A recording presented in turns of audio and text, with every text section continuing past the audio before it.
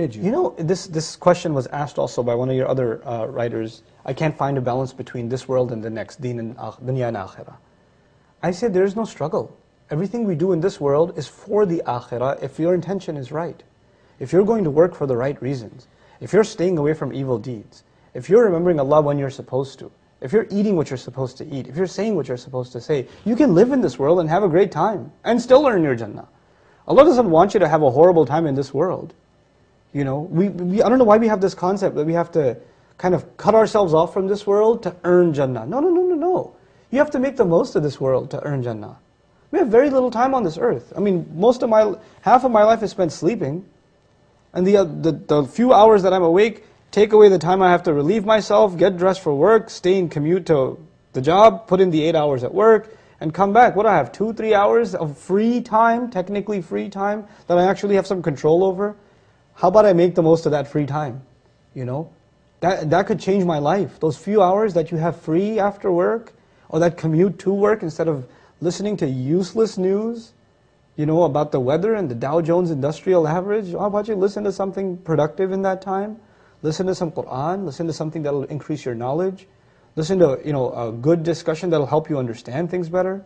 Memorize du'as at that time, do something more productive, and in your free time, do good things. Make a routine out of going to the masjid regularly. You know, every Isha, you catch every Isha. Before you start your work day, you catch every Fajr in the masjid. Add some small good routines in your life, and how much good will come out of your life is amazing. Another of your listeners asked, how can I improve my character? Step 1, do no harm. Stop doing bad things. Don't talk about adding good deeds until you get rid of bad deeds.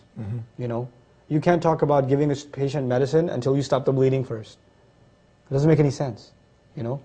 So you got to stop the entertainment addiction. You got to stop the watching the filth. You got to stop. You got to start lowering your eyes when you're walking down the street, because you're becoming less of a human every time you stare at a woman and you stare at her like she's a piece of meat, like she's an animal.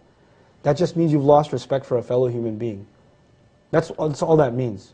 To you, that's nothing but. You're looking at her like an ape looks at a female ape. You know, like a dog looks at a female dog. That's all you've turned into, an animal. Regain your humanity first, and then embellish, beautify your life with good deeds. Do simple, small things. Perfect your prayer, memorize a few supplications, try to, you know, be honest in your workplace, be kind to your mother. These are not complicated things. This is what the Creator wants from us. That's all He wants. But if someone says, why? Why does He want this from me? What is it? Is this benefiting Him? That's a great question. Everything Allah wants from us, one of His names is Al-Ghani. Ghani means someone who doesn't need anything.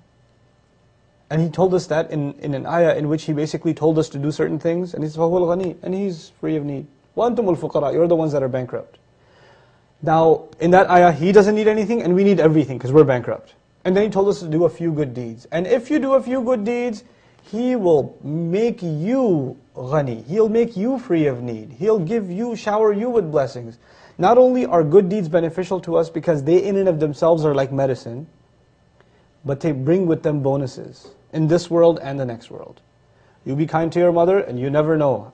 You've been looking for a job forever, and you're also mean to your mom. You start being kind to your mother, and mysteriously you get a call back.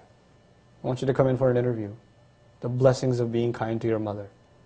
One good deed will open up other doors for you. This is what Allah does in this world. Whoever becomes conscious of Allah, يَجْعَلْ لَهُ مَخْرَجًا. He starts making doors open for them, making a way out for them. وَيَرْزُقُهُ مِنْ حَيْثُ لَا يَحْتَسِبُ. He starts providing him from where he couldn't even imagine. All because this person became conscious of Allah. Right? That's all Allah is asking us of. And He's asking us for us to make our life better. Last comment, Allah says, you know, people say, what does God want? It's a really fundamental question. What does God want? There's a few ayat that tell us the answer. One of them is, يُرِيدُ اللَّهُ لِيُخَفِّفَ عَنْكُمْ وَخُلِقَ الْإِنسَانُ ضَعِيفًا. Allah wants to lighten your burden. And the human being was created weak. You think you're making your life easier by partying? You're making it harder.